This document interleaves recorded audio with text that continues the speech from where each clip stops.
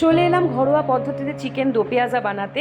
1 KG চিকেনকে ধুয়ে পরিষ্কার করে রেখেছি। সঙ্গে নিয়েছি পাপড়ি খোলার মতন পেঁয়াজ, 2টো পেঁয়াজ আছে, কাসুরি মেথি, ফ্রেশ ক্রিম, ধনেপাতা কুচি, পেঁয়াজ কুচি, লঙ্কা নিয়েছি, কাঁচা লঙ্কা 4-5টা, আদা রসুন বাটা 4 চামচ, 3টে মাঝারি সাইজের টমেটো বাটা।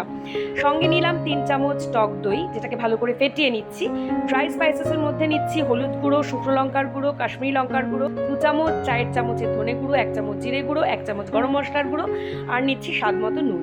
প্রথমে সাদা তেলে আমি পেঁয়াজ কুচিটাকে ভালো করে ভেজে নেব লাল লাল করে। আপনারা ঘি মাখনেও রান্নাটা করতে পারেন। চামচ আমি আদা রসুন বাটা মাংসে অ্যাড করলাম, সাথে নুন দিয়ে ভালো করে ম্যারিনেট করে মিনিট করে রেখে দিচ্ছি।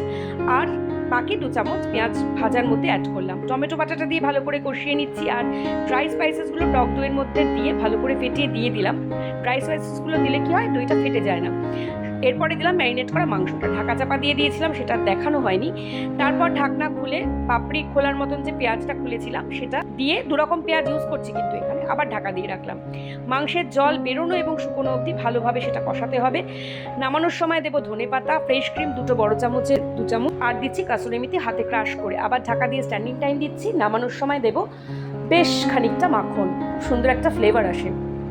এই দেখুন ফাইনাল লুক। ওপরে একটু ধনেপাতা দিয়েছি। সাথে বানাবো কেরালা পরাটা। এটা দোকান থেকে কেনা পরোটা। এটা যে কোনো সুপার মার্কেটে আপনারা পাবেন। 5 পিস করে থাকে, 99 টাকা নেয়।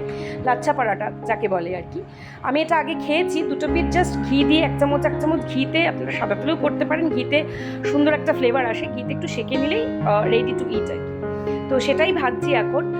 একটা একটা করে ভেজে নিচ্ছি। দেখুন সুন্দর হয়, একদম দোকানের মতো দেখতে লাগছে। কোনো পরিশ্রম নেই, আর খেতেও খুব স্বাদ হয়। এই ধরনের মাংসর সাথে তো দারুণ লাগে। বাকি পরোটাগুলো একে একে ভেজে নেব। 5 পিস থাকে। রুটি আলাদা করে কিনতে হবে, কারণ যদি লাগে, মানে জাস্ট রেখে দেওয়ার জন্য। তো আজ আর ভিডিওটি বাড়াচ্ছি না, এই অবধি থাক। সঙ্গে থাকবেন, সাথে থাকবেন। ধন্যবাদ।